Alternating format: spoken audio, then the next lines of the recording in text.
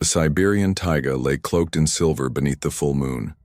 Snow fell in a whisper, blanketing the pine-covered hills in ghostly silence. In this frozen kingdom of ice and shadow, only the strongest survived.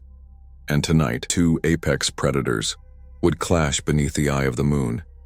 Deep within the forest, a lone Siberian tiger prowled. Massive, silent, and deadly, the tiger moved like a phantom through the trees. His name in the region was Volky Smirt, Wolf's Death.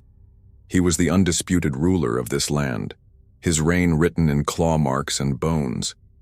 No pack, no man, no predator had ever survived a challenge. But tonight the forest stirred with something older, something cursed. Miles away, a tall figure stalked through the snow, shoulders broad, eyes black as coal. His breath steamed in the cold, muscles twitching as the curse awakened.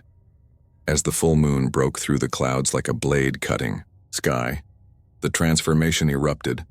A sickening chorus of cracking bone and tearing sinew echoed through the trees.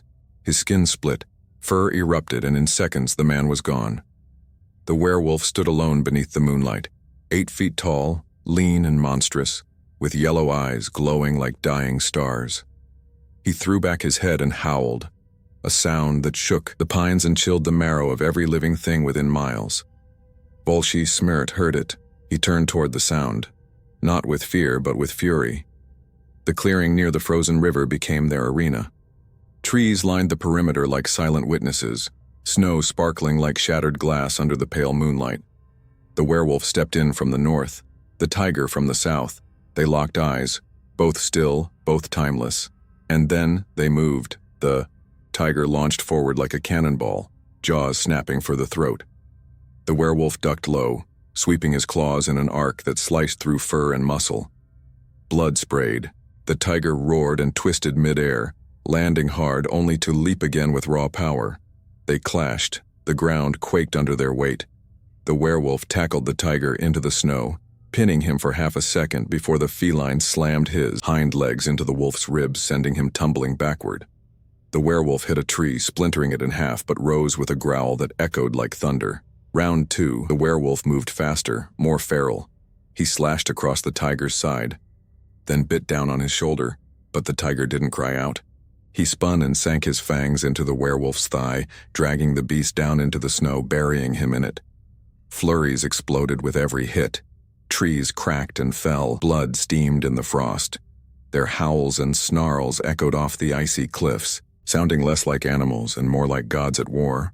Both creatures bled. The werewolf's jaw was dripping crimson. The tiger's left eye was nearly shut from a brutal gash. They circled again, slower now, limbs trembling, chests heaving. One final charge. The tiger lunged, and the werewolf met him midair. Their bodies collided with a boom that shook snow from the trees. They grappled, claw to claw, blood to blood, until both slammed into the earth, locked in a death grip. And then they stopped. Neither moved. Neither struck. Their breaths mingled in the frigid air. Their wounds steamed in the snow.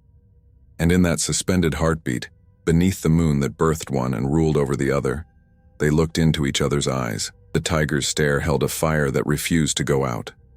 The werewolf's gaze burned with the pain of the curse, but also with pride, a warrior's pride. The werewolf slowly released his grip. The tiger stepped back, no bowing, no retreat. Just two gods of fang and claw acknowledging what they both knew. This forest had two kings tonight. With a low growl, the tiger turned and disappeared into the trees, his massive frame fading into shadow. The werewolf stood alone in the clearing, bloodied and breathing hard. He looked to the moon one last time, then vanished in the opposite direction. The snow fell again, gentle and quiet. And in the heart of Siberia, under the eye of eternity, the forest remembered the night when predator met predator, not to conquer, but to understand. If you enjoyed this story and want more chilling legends and terrifying tales, make sure to like this video. It really helps us out. You can also click on our Ultimate Werewolf playlist to watch more horror and cryptid stories. The link is in the description below. And if you love horror, folklore, and unexplained mysteries, subscribe to the channel and join our growing community of fear seekers. But don't stop there. Turn on notifications by clicking the bell icon so you never miss a new story. Because in the world of horror, the scariest things happen when you least expect them. And trust me, you don't want to be left in the dark. Welcome to the darkness.